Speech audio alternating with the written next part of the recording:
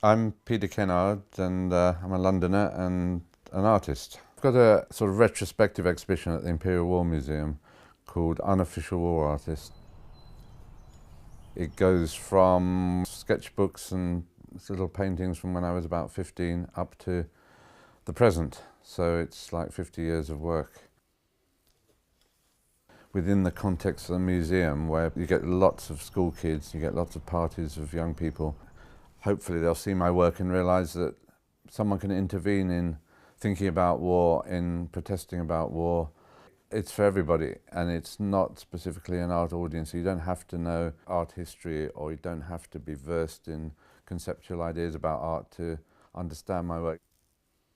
I started off as a painter. I was very influenced by Bacon and Giacometti and people like that. And then I got involved in the anti-Vietnam demonstrations and Grosvenor Square 68 and all that. I wanted to actually make my work part of the political scene rather than my political beliefs being separate from my art. So I started using photography then, because a photograph is a trace of reality and it doesn't have all the baggage of paint attached to it.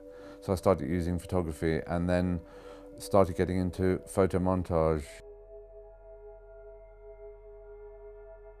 And then found montage was a great technique for bringing things together in society that are usually separate.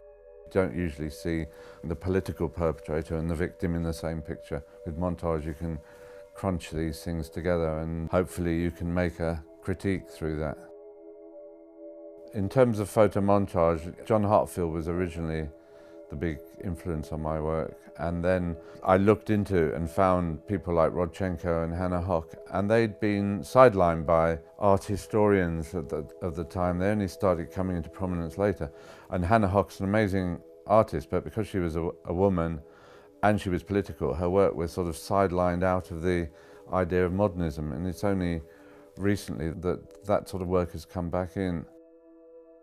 I've always been really excited by Dada Montage. Like early Hartfield is much more Dada, and then he went more realist because he wanted to get an audience through magazines.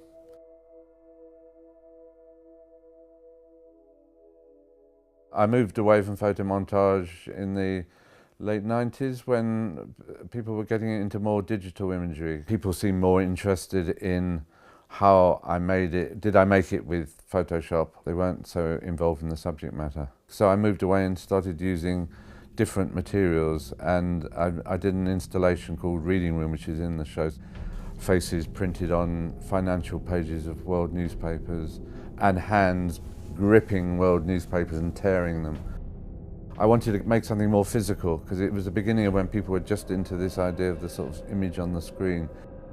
So I started getting into making more sort of physically involving work. And I've always believed my work should be on t-shirts, badges, and in museums. I don't see any line between the sort of popular and the sort of more high art sort of areas. Young people are quite amazed that someone spent 25 years of their life standing around in a dark room cutting things up. You have to make photos of 10 different sizes because you can't work it out in your head which is going to work. So I did spend years and years in the darkroom making these things, and they are objects in themselves now. And there is something about the handmade image that you can see the breaks and you can see the cuts. I used to think that using digital technology meant that you've got a very smooth image and you ended up reproducing a sort of capitalist advertising which smooths over the world into product.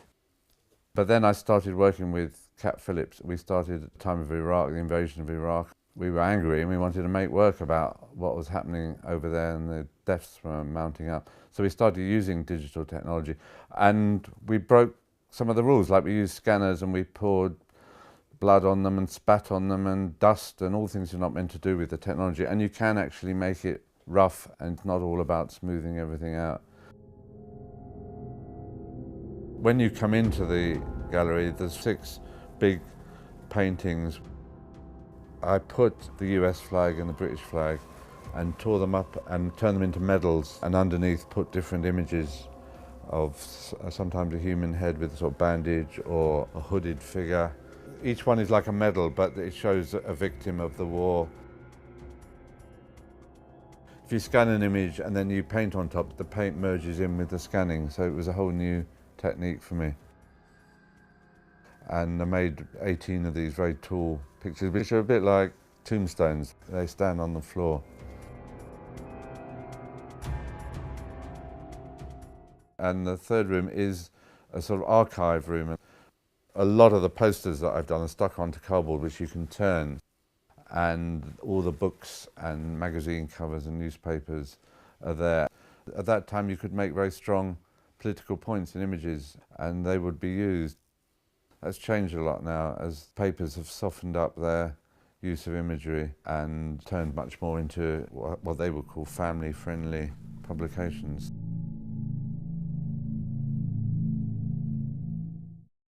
And then on the side of that room is all the originals. So you can actually compare an original with a reproduction and can see the two together to see how they work. I've always tried to use symbols, peace symbols that people can immediately communicate with, like Constable's Haywain or just a hand crushing a missile. They're very crudely made, like the one with the CND symbol was just a cardboard cutout. I bought some toy missiles and smashed them with a hammer and then photographed them. So that's what that image is. A lot of it is about reinvigorating symbols to show what madness and horror it actually creates.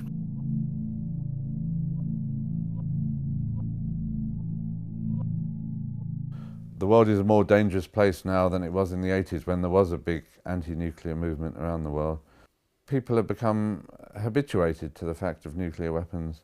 I think it's become the norm that's been pushed through the media, it's been pushed by politicians that this is what stopped another war, is the fact we've got nuclear weapons.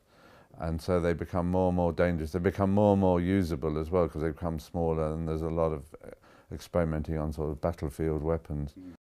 There isn't a big campaign against it, and there should be. I mean, with my stuff, I never think of it as propaganda, because I'm not telling people what to do or what to join. I'm just trying to make a critical image.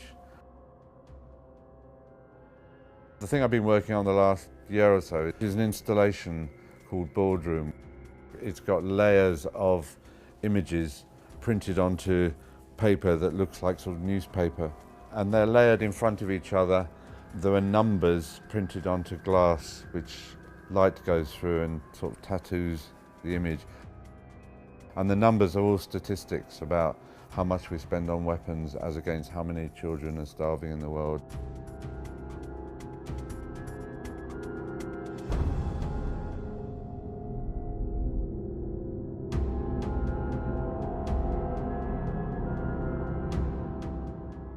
I wanted to make something very direct and that especially young people going into the Imperial War Museum would connect up with these statistics and make them think.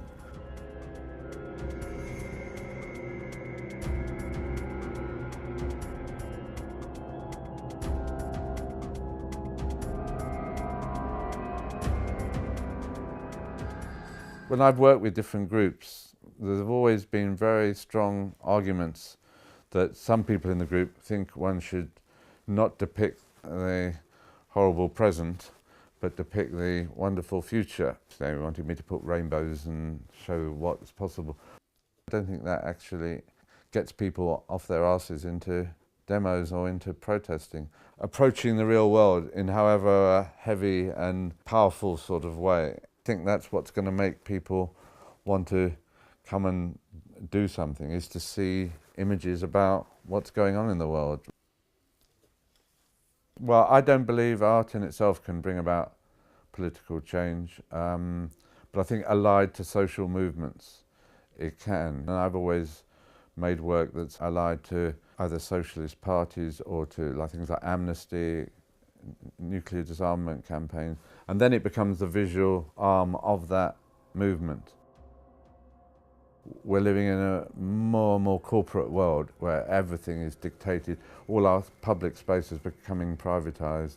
we're bombarded with adverts, even on, you know, escalators. There's a little advert there. We're bombarded with these messages. So just the fact of someone